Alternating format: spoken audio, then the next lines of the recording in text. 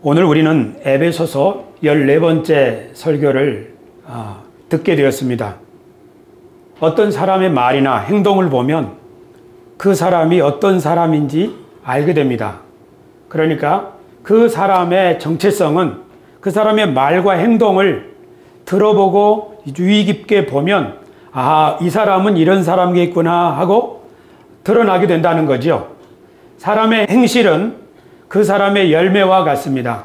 예수께서 말씀하시기를 사람은 그 열매로 안다 그렇게 말씀합니다.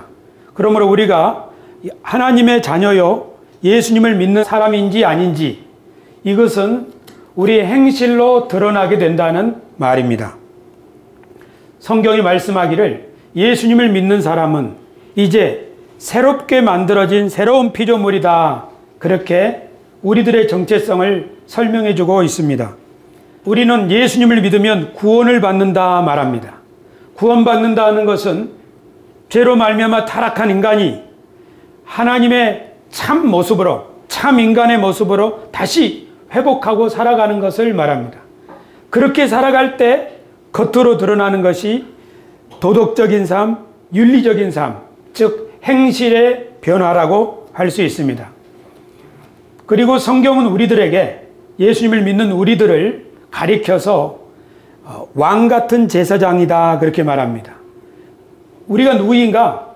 예수님을 믿는 사람은 첫째는 왕이다. 그리고 제사장 같은 사람이다.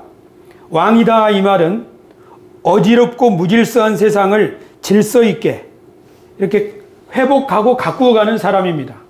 원래 아담 인간을 하나님이 그렇게 만들었습니다. 그러므로 구원받는다 이 말은 본래 하나님이 우리를 만드신 대로 왕처럼 살아가는 것을 말합니다. 자신의 삶과 가정과 이 세상을 질서 있게 조화롭게 그리고 생명으로 풍성하도록 만들어가는 그런 역할과 그런 일을 할 수 있는 사람으로 바뀌는 것입니다. 또 하나 제사장이라고 말합니다. 예수 믿는 사람은 구원받은 사람은 제사장적 역할을 감당하는 겁니다. 제사장이라고 하는 것은 모든 백성을 대표하여 하나님께 예배하는 사람이고 또 하나님의 뜻을 이 세상 사람들에게 빛으로 비추어주는 사람입니다. 그래서 하나님과 세상을 화목하게 하는 그런 역할입니다. 이 역할이 바로 아브라함의 자손인 이스라엘 백성들의 역할이었습니다. 하나님이 이스라엘 백성들을 구원하신 것 그것이 바로 제사장 나라 삼기 위함입니다. 그러므로 하나님이 우리를 부르셨을 때 그것은 왕 같은 존재로 다시 회복하게 하시려고 그리고 하나님이 우리를 구원하셨을 때 그것은 제사장적 소임을 감당할 수 있는 사람 되게 하시려고 부르셨다는 것을 우리는 알 수 있습니다. 할렐루야. 그러니까 예수 믿고 구원받아서 참 사람답게 사는 사람 참 인간의 삶이 뭐인가 그것은 우리의 사회를 우리의 가정을 우리의 환경을 조화롭고 질서 있게 그래서 우리가 살아가는 세상을 생명으로 풍성하게 만드는 그런 일을 할 때 이것이 사람이 해야 될 일이구나 하는 거죠.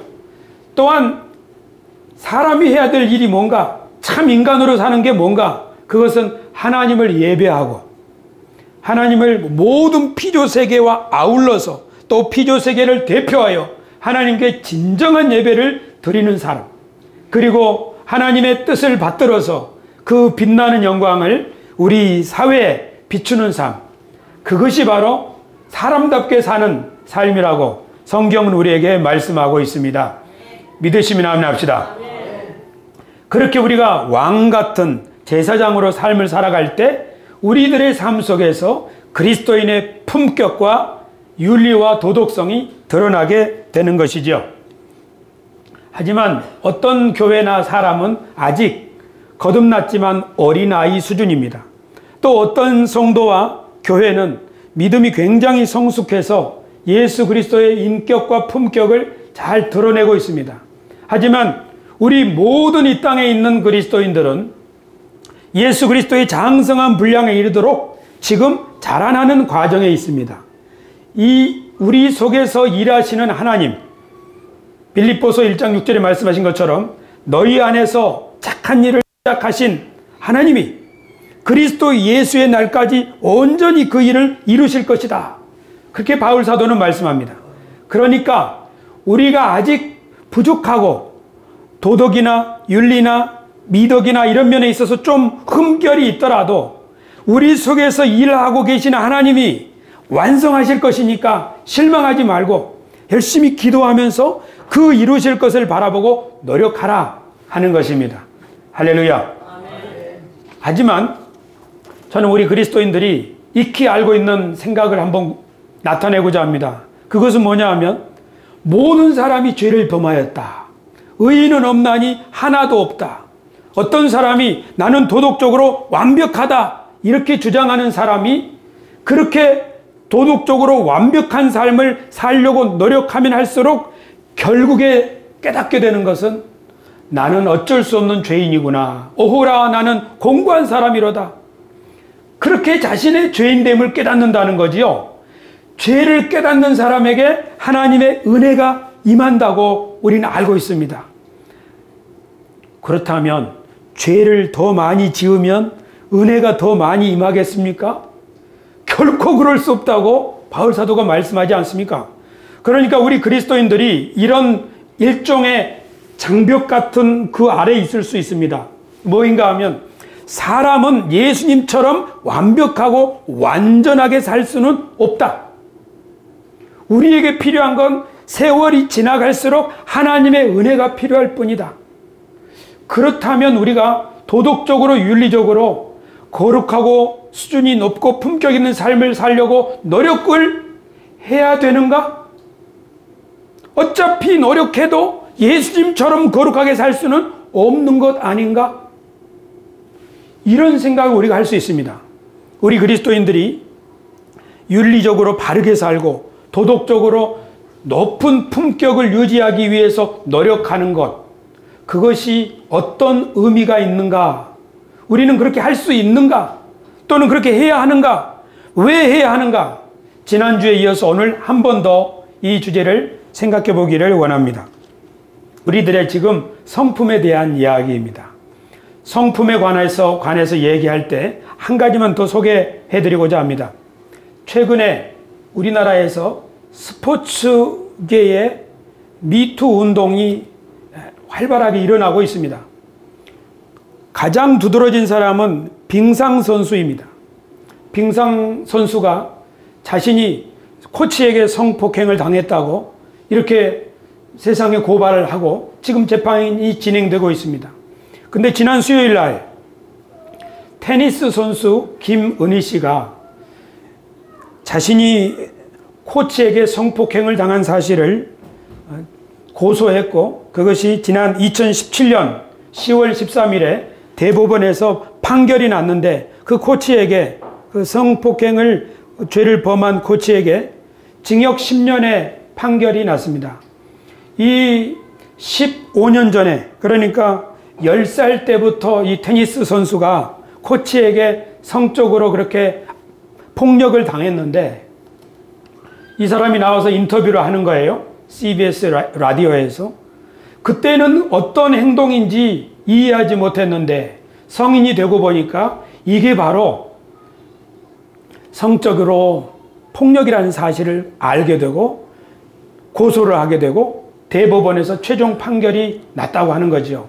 이분의 CBS 인터뷰 기사를 잠깐 소개해 드리겠습니다. 스크린을 참조해 주시기 바랍니다. 앵커가 이렇게 물었습니다. 정말 용기 내기 쉬운 일이 아니고 이제는 좀 잊을만 하면 또 꺼내야 하고 또 꺼내야 되는 게 참 괴로운 일이실 텐데도 지금은 그래도 마지막 용기를 내야 되나 말아야 되냐 고민을 하고 있을 그 후배들에게 힘을 줘야겠다. 그건 나만이 할 수 있는 일이라고 하고 오늘 이렇게 용기를 내서 오셨습니다. 지금 대한체육회가 비상대책을 내놓았습니다. 경기장에다가 방범 카메라를 설치하겠다. 라커룸에는 비상벨 설치하겠다. 선수촌에는 여성관리관과 인권상담사 수를 늘리겠다. 성폭력 가해자로 인정이 되면 영구 제명하겠다. 그리고 민간 주도의 특별조사를 실시하겠다. 이 정도면 되겠습니까? 그때 이 김은희 씨가 말하는 거죠. 소 잃고 외양간 고친다는 말을 많이 하잖아요. 과연 이렇게 한다 한들 그런 범죄가 아예 사라질까라는 생각을 했을 때 저는 그렇지 않다고 생각을 하고, 그렇지 않다? 네. 어떤 방법이 그러면, 이때 김은희 씨가 말하기를 제가 생각했을 때 이렇게 하면 좋겠다고 생각하는 거는 집 문이 열려 있는데 그 안에 보석이나 지갑들이 있어요. 그런데 그걸 훔칠지 말지를 결정하는 건 그 본인 스스로가 결정을 하는 거잖아요. 그러니까 어떤 상황에 놓여 있건 어떤 환경에 처해 있건 그 행위를 할지 말지를 결정하는 건 그 사람 본인이다 보니 그 사람을 바꿔내지 않으면 과연 이러한 것들이 무슨 소용이 있겠냐는 저는 그런 생각을 하기 때문에 지도자뿐만이 아니라 지금 현재 선수들도 훗날에는 지도자가 될 거잖아요. 그렇기 때문에 선수, 지도자 이런 모든 직종을 떠나서 인권이라든지 아니면 윤리, 도덕성에 대한 이런 내면적으로 다져지고 내면적으로 좀 더 아름다워질 수 있는 그런 교육이 좀 더 많이 필요하지 않나라는 생각을 많이 해요. 그러니까 자신이 10살 때부터 성적인 폭력을 당한 이 테니스 선수가 지금 20대가 되어서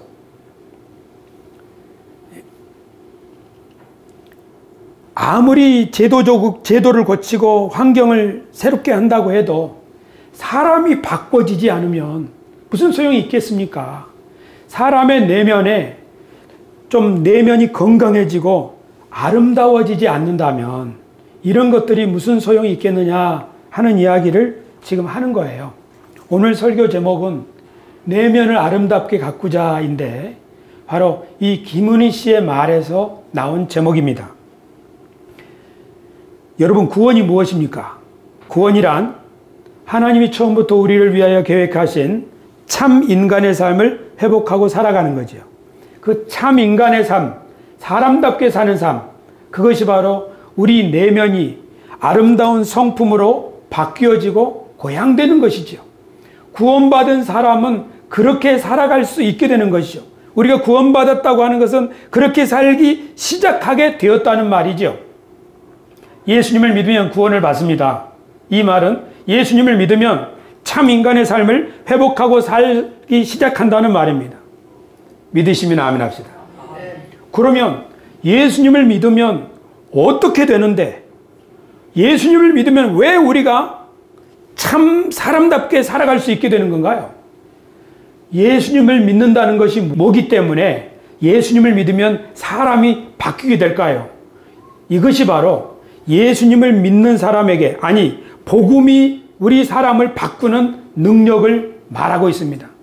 그래서 오늘 다시 한번 복음이 무엇인가 한번 다시 정리하기를 원합니다. 교우 여러분, 예수께서 말씀하시기를 때가 찼고 하나님의 나라가 가까이 왔으니 회개하고 복음을 믿으라, 이렇게 말씀하셨습니다.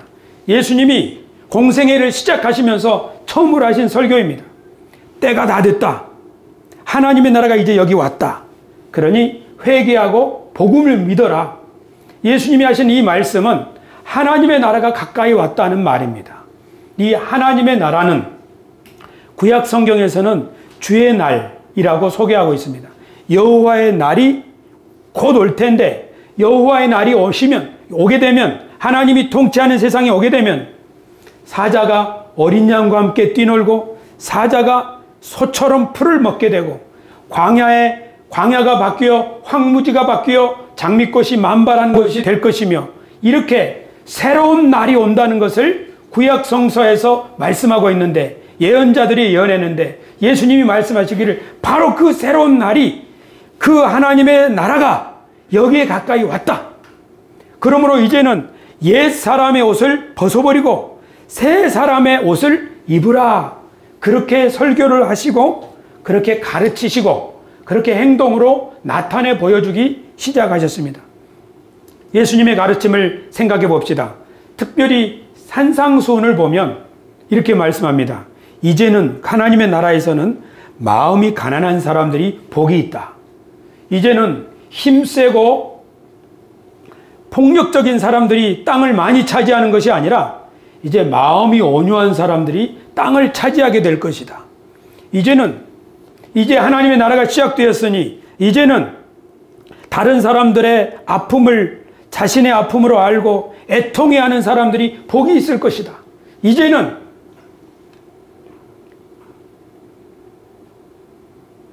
옳은 일을 하고자 하는 마음에 갈망이 있는 사람들, 좋은 일을 하고자 하는 마음에 갈망이 있는 사람들이 그 일을 마음껏 하게 되기 때문에 흡족해지는 세상이 이제 왔다.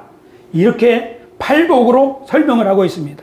이제 하나님의 나라가 이미 우리에게 시작되었고 왔으니 우리를 범죄하게 만드는 어떤 일에 우리가 손이 쓰임받고 있다면 그 손을 잘라버려라. 우리를 죄짓게 만드는 눈이 있다면 그 눈을 뽑아버리고서라도 하나님의 나라에, 하나님이 우리에게 주시는 세상에 동참하라. 이렇게 예수님께서 말씀하셨습니다. 하나님의 나라가 우리에게 가까이 왔기 때문에 자신이 가지고 있는 소유와 재산을 다 팔아서 밭에 감추인 보화를 사라. 그렇게 말씀하는 거죠. 교우 여러분, 이것은 굉장히 과격한 말씀입니다. 팔을 잘라버리라. 눈을 뽑아버리라. 자기 소유를 다 팔아서 어떤 밭을 산 사람 이야기 말입니다. 어떤 사람이 밭을 사는데 그 밭 사기 위해서 자신의 모든 재산을 팔았는데 그 밭에 아무것도 없다면 이 사람의 행동은 참 바보 같은 일입니다. 그러나 예수님께서는 하나님 나라를 얘기하시면서 그렇게 말씀하셨습니다. 하나님 나라는 마치 어떤 밭에 감추인 보화를 발견한 사람이 자신의 모든 재산을 팔아서 그 밭을 산 사람과 똑같다. 이것이 뭘 말씀하겠습니까? 하나님의 나라가 구약부터 하나님이 너희에게 주시리라 하던 그 나라가 이제 왔기 때문에 이제는 새로운 삶, 그 나라의 백성으로 살 준비를 하라고, 옛 옷은 벗어버리고 새로운 삶을 살라고 말씀하는 거죠. 할렐루야. 여러분, 이게 쉽지 않을 줄 압니다. 예수님께서는 그것을 가르치시고 행동으로 보여주시고 십자가를 지시고 죽음에서 다시 부활하셨습니다. 예수님의 제자들도 예수님의 죽음과 부활을 목격하고서 맞다, 하나님의 나라가 이제 우리에게 왔구나 하는 것을 자신들도 공동체 가운데서 믿음으로 실천하기 시작했습니다. 그래서 예수님의 가르침 그대로 대접을 받고자 하는 사람은 먼저 대접하라 하는 이 말씀을 교회 안에서 실천하기 시작했습니다. 그리고 예수님이 십자가를 지시는 자기를 비움의 정신으로 그리스도의 마음을 본받아 살기 원하는 실천을 공동체 안에서 하기 시작했습니다. 이것이 우리 기독교회를 점점 세상 사람들에게 좋은 모습으로 어필하기 시작했습니다. 그런데 이 신앙을 박해하는 사람들이 베드로도 죽이고 야고보 사도도 죽이고 바울 사도도 죽이고 이렇게 그 외에도 많은 신자들이 사람들이 많이 보는 가운데 죽인다고 해도 순교로서 자신의 믿음의 진정성을 나타내기 시작했습니다.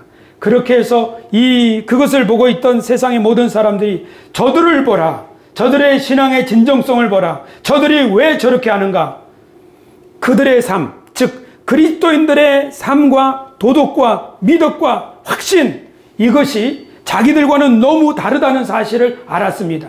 그래서 왜 그리스도인들은 저렇게 하는가 하고 기독교 공동체에 다가와 봤더니 기독교인들은 바로 하나님의 나라가 자신들의 삶 가운데 이미 왔고 주님이 장차 곧 그 세상을 우리에게 주신다고 하는 사실을 확신하고 살아가고 있기 때문에 그렇다는 것을 알게 되었습니다. 그래서 교회 공동체는 착한 사람 되기 위해서가 아니라 주님이 우리들에게 주시는 그 세상이 곧 올 거기 때문에, 곧 완성이 될 거기 때문에 그에 걸맞는 사람으로 살고자 힘쓰기 시작했던 것입니다. 할렐루야. 제가 존경하는 영국의 신학자 톰 라이트라고 하는 신학자가 우리 그리스도인들의 천국 개념에 대해서 이런 우려를 합디다. 이 사람이 말하기를 그리스도인들은 상당히 많은 사람이 천국을 어떻게 생각하느냐 하면 죽어서 영혼이 가는 세상. 그래서 거의 영원히 하나님 나라에 들어가서 살게 되는데 그 세상이 바로 천국이다. 그렇게 생각하고 있다는 겁니다. 성경이 말하는 천국은 그게 아닌데 성경은 우리들에게 새 하늘과 새 땅을 말씀하고 있습니다. 오늘 우리가 예배 중에 고백한 것처럼 우리가 신앙 고백했죠. 성령을 믿사오며 거룩한 공회와 성도가 서로 교통하는 것과 그 다음에 뭐죠? 이 눈 뜨고 고백하면 기억이 안 나요. 눈을 감고 고백해야 기억이 나는 묘한 주문과 같은 것입니다. 성령을 믿사오며 그 다음 뭐죠? 거룩한 공회와 성도가 서로 교통하는 것과 죄를 사하여 주시는 것과 몸이 다시 사는 것과 우리 기독교에서는 몸이 다시 사는 것을 믿는 거예요. 이걸 부활이라고 그래요. 그러니까 우리가 죽으면은 몸은 흙으로 돌아가고 영은 하나님께로 간다고 알고 있죠? 맞아요. 그런 다음에 어떻게 되나요? 부활이 일어난다고요. 즉 부활은 그리스도인의 부활은 환생도 아니고 영이 신령한 영체들이 사는 그것이 아니고 몸이 다시 사는 거라고요.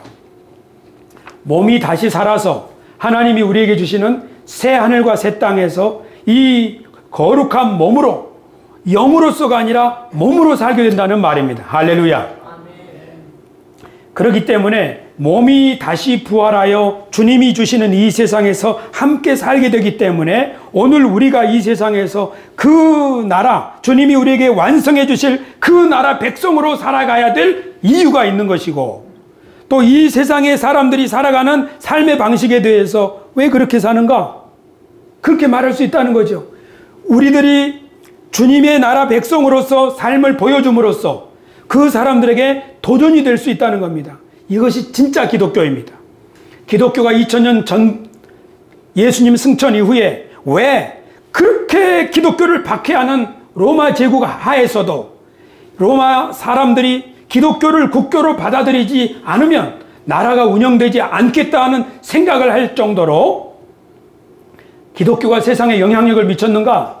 그것은 그리스도인들이 새로운 세상이 온다는 것을 분명히 확신했기 때문에 죽을지라도 순교를 감수하고서라도 그 세상을 향한 믿음으로 새로운 삶을 살았다.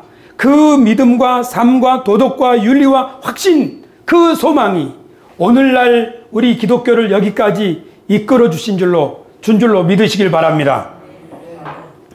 그러니까 그리스도인들의 이 땅에서의 삶이 어떤 의미가 있는가? 여러분, 교우 여러분, 우리가 지금 이 땅에서 그리스도인으로 살아간다고 하는 것은 장차 올 하나님의 나라를 미리 앞당겨서 하는 거예요. 저희 집의 딸들이 화장을 합니다. 아침에 교회에 갈 때 화장을 하죠. 그런데 아침 밥을 안 먹는 한이 있어도 화장을 하는 거예요. 예쁘게. 그런데 대부분은 안 먹어요. 왜냐하면 얼굴 화장을 예쁘게 하기 위해서. 그런데 아직 세상 밝지 않았거든요. 아직 캄캄한데 얼굴을 예쁘게 화장을 하는 거예요. 캄캄한데 왜 그래요? 이제 해가 뜰 거거든요. 해가 뜨면 다 드러나게 될 거니까 대충 할 수 없어요. 아직 해가 안 떴지만 예쁘게 화장을 하는 거예요. 그래, 왜냐하면 곧 해가 뜰 거기 때문에. 해가 비치는 데 앞에 갔을 때 이런 땀구멍이 드러나고 흉터가 드러나고 이러면은 안 되잖아요. 이 땅에서 우리 그리스도인의 삶이 이와 같습니다. 이 땅에서 우리가 도덕적으로 완벽하게 살 수는 없습니다. 나는 완벽하다고 말하는 사람은 교만한 사람입니다. 그러나 우리들은 믿는 거예요. 뭘 믿느냐? 주님이 다시 재림하시고 우리들에게 새로운 세상을 주시는데 그 세상에서는 이렇게 살면 안 돼요. 옛 구습대로 살면 안 돼요. 그러니까 주님이 우리에게 주시는 세상이 오기 때문에 아직 해는 안 떴지만 아직 그 세상이 완성되지 않았지만 우리들이 지금 바르게 하는 거예요. 해가 뜰 것을 알고 있기 때문에 예쁘게 화장하는 사람처럼 우리 그리스도인들도 주님이 곧 오시기 때문에, 아니, 우리들이 새로운 세상에서 살게 될 하나님 나라가 장차 완성될 것이기 때문에 그것이 바로 우리 그리스도인들에게 있는 믿음입니다. 우리들에게 있는 소망입니다. 그 믿음과 소망 때문에 우리가 서로 뜨겁게 사랑하는 거죠. 이 세 가지, 믿음, 소망, 사랑, 이것이 그리스도인들에게 있는 3대 보물입니다. 할렐루야. 그리스도인들이 왜 윤리적으로 살아가야 되냐고요? 천국 가서 상급받기 위해서? 더 있지만 우리에게 주신 하나님의 나라가 예수 그리스도와 함께 시작되었고, 우리들이 설령 몸이 아프고 무릎이 아프고 우리 육체가 후패에 가도 주님이 곧 오시어서 우리들을 회복하실 것이기 때문에 그 회복된 세상에서, 새 하늘과 새 땅에서 우리가 살아갈 것을 소망하기 때문에, 그래서 우리 어르신들께서 육체가 날로 고단해 가도 이 육체로 끝나는 것이 아니라 주님이 우리에게 다시 부활의 몸을 주시기 때문에, 그리고 그 세상에서 우리가 분명히 살 것을 믿기 때문에, 그러기 때문에 우리는 몸이 연약해 가도 또는 경제적으로 좀 궁핍하는 일이 생길지라도 실망하지 않고 그리스도인의 품격에 맞는 사람이 되려고 노력하는 거지요. 그것을 하나님이 기쁘게 여기실 줄로 믿습니다. 이런 바탕 위에서 바울 사도는 오늘 우리들에게 말씀합니다. 그리스도인들이 어떻게 살아가야 되는가. 사실 바울 사도야말로 이 확신으로 충만한 분입니다. 바울 사도는 하나님의 경륜, 그러니까 하나님이 이 세상을 다시 회복하실 것이라고 하는 이 비밀의 경륜을 깨닫고 나서 이것을 증거하는 것을 무척 자랑스럽게 생각했습니다. 그리고 그것을 그리스도인들에게, 교회들에게 다 소개해 주었습니다. 그렇게 하면서 내가 하나님의 비밀을 맡았고 그 비밀을 여러분에게 알려주었으니 내가 그리스도를 본받는 사람 된 것처럼 여러분들도 나를 본받는 사람 되십시오. 그렇게 그리스도인들, 성도들에게 말한 거죠. 그래서 우리가 믿음을 가지고 있다는 것은 이 소망을 우리 마음속에 확실히 간직하고 이 소망으로 오늘 하루하루 삶을 살아간다는 뜻입니다. 그래서 바울 사도께서 우리 그리스도인들에게 에베소서 5장 우리가 읽은 본문에서 말씀하기를 우리가 어떤 사람인지를 먼저 일깨워 줍니다. 5장 1절 보면, 스크린 한번 볼까요? 하나님의 사랑받는 자녀같이, 2절 그리스도께서 너희를 사랑하신 것 같이, 성도같이, 하나님의 나라를 기업으로 물려받을 사람같이, 빛의 자녀들같이, 하나님의 지혜를 받은 자녀들같이, 이렇게 우리들이 어떤 사람인가 하는 것을 먼저 말씀으로 소개합니다. 다음 페이지 보시면 이런 거죠. 같이 한번 첫 줄 읽읍시다. 시작. 너희는 하나님의 사랑받는 자녀다. 그리고 너희를 그리스도께서 사랑하신다. 너희는 성도 곧 거룩한 자들이다. 너희는 하나님의 나라를 기업으로 물려받을 사람들이다. 너희는 빛의 자녀들이다. 너희는 하나님의 지혜를 받은 자들이다. 아멘. 믿음이 무엇입니까? 아브라함이 뭘 믿었죠? 아브라함이 뭘 믿었습니까? 100세가 되어서 자기 몸이 아이를 낳을 수 없는 몸이고 자기 부인도 아이를 낳을 수 없는 몸이 되었는데도 하나님이, 죽은 자를 살리시는 하나님이 말씀하신 것을 이루실 것을 믿은 것, 그것이 아브라함의 믿음이지요. 우리 그리스도인들이 무엇을 믿습니까? 하나님의 말씀을 믿습니다. 우리들이 우리들의 행실과 우리들의 현재 상태를 보고 우리들의 정체성을 말하는 것이 아니고, 하나님이 말씀하시기를 성경을 통하여 내가 하나님의 자녀다, 내가 너를 사랑한다, 그리고 너는 성도요 빛의 자녀다, 내가 너희에게 지혜를 주었다, 그렇게 말씀하실 때에, 예를 들면 이런 거죠. 하나님이 우리들에게 내가 너희에게 지혜를 주었다 할 때 아멘 하는 건 믿음이고, 글쎄요 하나님이 지혜를 주셨다고 하는데 지혜가 왔는지 안 왔는지 저는 모르겠어요, 이렇게 말하는 것은 믿음이 아닌 거죠. 내가 너희를 빛의 자녀로 부르고 빚었다 하면, 하나님 저 꼴을 보세요, 이렇게 행실하고 이렇게 말하는 사람이 무슨 빛의 자녀예요, 이렇게 말하는 것은 믿음이 아니죠. 아브라함에게 하나님이 오셔서 말씀하시기를 내년 이맘때 내 아내가 아이를 낳을 것이다 하고 아브라함의 나이 99세 때 말씀하셨을 때 아브라함의 부인 사라가 천막 안에서 듣고 있다가 믿지 않았죠. 웃었죠. 아이고, 이 90세 된 할머니가 아이를 어찌 낳을 수 있겠나 하고 웃었지요. 성경은 그 사라의 웃음에 대해서 하나님이 이 일을 제기하시죠. 내 아내가 왜 웃느냐? 믿음이 무엇입니까? 믿음이란 하나님이 하신 말씀과 하나님의 일에 대해서 긍정적으로 반응하는 것입니다. 하나님이 우리들에게 이렇게 우리들의 신분과 정체성을 말씀하셨습니다. 그리스도인들이 왜 윤리적으로 도덕적으로 살아야 하는가 하면 우리가 그런 사람 되기 위해서가 아니라 우리가 바로 그런 존재이기 때문이다 라고 바울 사도는 말씀하는 거죠. 그러면 오늘 본문을 정리하겠습니다. 스크린 한번 봐주시기를 바랍니다. 그러므로 사랑을 받는 자녀같이 너희는 뭐라고요? 하나님을 본받는 자가 되라. 그러니까 우리가 하나님을 왜 본받아야 되냐면은 하나님 우리를 사랑하는 자녀이기 때문에 그렇다는 거죠.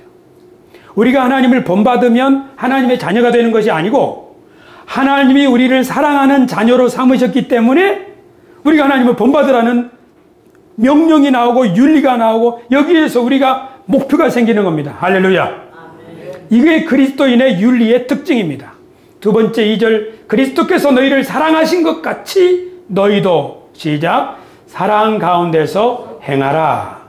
우리가 사랑 가운데서 행하면 주님이 우리를 사랑하는 게 아니고 우리를 먼저 주님이 사랑하셨기 때문에 우리도 사랑 가운데서 행하라.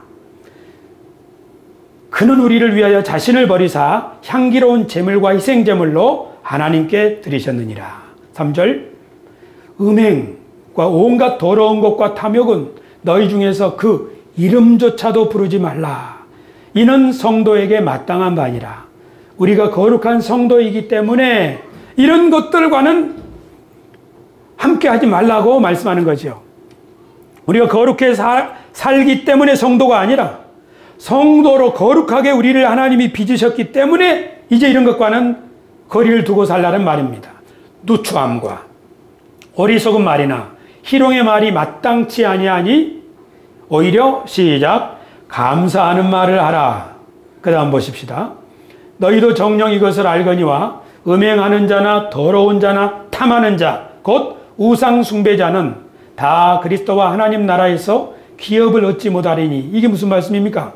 우리가 하나님 나라를 기업으로 물려받을 사람들이니, 그러니까 우리에게 주시는 하나님 나라에 우리가 왕으로 통치하게 될 것이니 우리가 그 나라의 주도적인 역할을 감당하게 될 백친 백성들이니 이런 더러운 일에 함께하지 말라는 것이죠.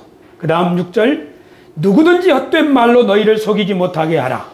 이로 말미암아 하나님의 진노가 불순종의 아들들에게 임하나니 그러므로 그들과 함께하는 자가 되지 말라. 그러니까 우리를 속여서 나쁜 일에 함께 참여하자고 하는 사람들에게 함께하지 말라는 거죠. 왜냐하면 우리들이 그 새로운 나라의 존재들이기 때문입니다. 그 다음 보십시다. 너희가 전에는 어둠이더니 이제는 주 안에서 빛이라. 빛의 자녀들처럼 행하라. 빛의 열매는 시작 모든 착함과 의로움과 진실함에 있느니라. 주를 기쁘시게 할 것이 무엇인가 시험하여 보라. 빛의 열매가 무엇입니까? 빛의 자녀들이 맺히게 되는 열매, 모든 착함과 의로움과 진실함입니다. 교우 여러분, 우리 상가는 지금 정화조 문제로 고생하고 있습니다. 어제 이 건물 안에 있는 상가 주인들, 그러니까 건물주들 다 모이자고 이틀 동안 홍보해서 10명 정도가 모였습니다. 한 3분의 1이 모였다고 그래요. 그래서 이 문제를 열심히 해결하기 위해서 방법을 지금 찾고 있습니다. 그리고 저도 이 일에 함께 봉사하고 헌신하기 위해서 3사람의 임원 중에 한 사람으로 헌신하기로 했습니다. 그때 그동안 우리 상가를 관리하고 있는 인테리어 사장님이 저에게 장부며 모든 일체를 보여주면서 이런 말을 하십니다. 제가 나이가 환갑이 넘어서 사람을 좀 볼 줄 아는데 면전에 대고 이런 말 하는 건 뭐하지만 목사님은 목사님 자격이 있습니다. 이렇게 이 낯뜨겁게 얘기를 하는 거예요. 목사님은 목사님 자격이 있습니다. 존경을 받을 만합니다. 그래서 참 그 사람이 어떤 말을 할 때에는 다 이유가 있고 동기가 있겠지요. 그러나 그 말을 액면 그대로 받자면 이 일을 함께 하고 이 그동안에 있는 모든 장부를 공개하고 투명하게 공개하고 이 일들을 함께 해 나갈 만한 사람으로 인정을 하겠다는 거죠. 제가 여기 세수만 교회 온 지 4년 됐습니다. 그 말을 들으니까 더 부담이 생기는 거예요. 어떤 부담? 앞으로 더 빛의 열매를 맺어야겠구나. 모든 착함과 의로움과 진실함으로 살아가야겠구나. 우리 주변의 사람들이 우리를 보고 있습니다. 우리가 어떤 행동을 하고 어떤 말을 하고 어떤 상황에서 어떤 판단을 하고 어떤 선택을 하는지 보고 있는 거죠. 그렇기 때문에 우리들의 삶 자체가 우리들의 정체성을 보여준다고 하는 사실을 우리가 꼭 기억해야 하겠습니다. 할렐루야. 우리 함께 노력합시다. 그 다음 11절입니다. 너희는 열매 없는 어둠의 일에 참여하지 말고 도리어 책망하라. 그들이 은밀히 행하는 것들은 말하기도 부끄러운 것들이라. 그러나 책망을 받는 모든 것은 빛으로 말미암아 드러나나니 드러나는 것마다 빛이니라. 그러니까 어두움 가운데 행하는 일은 반드시 드러나게 된다는 말입니다. 그러므로 우리가 빛의 자녀답게 살아가자 하는 말이죠. 그 다음 그러므로 이르시기를 잠자는 자여 깨어서 죽은 자들 가운데서 일어나라. 그리스도께서 너희에게 비추이시리라 하셨느니라. 지금 잠자고 있다면 깨어나야 한다는 말씀입니다. 15절입니다. 그런즉 너희가 어떻게 행할지를 자세히 주의하여 지혜 없는 자같이 하지 말고 오직 지혜 있는 자같이 하여. 그러니까 하나님이 우리에게 지혜를 주시는 것이니까 세월을 아껴라. 때가 악하다. 그러므로 어리석은 자가 되지 말고 오직 주의 뜻이 무엇인가 이해하라.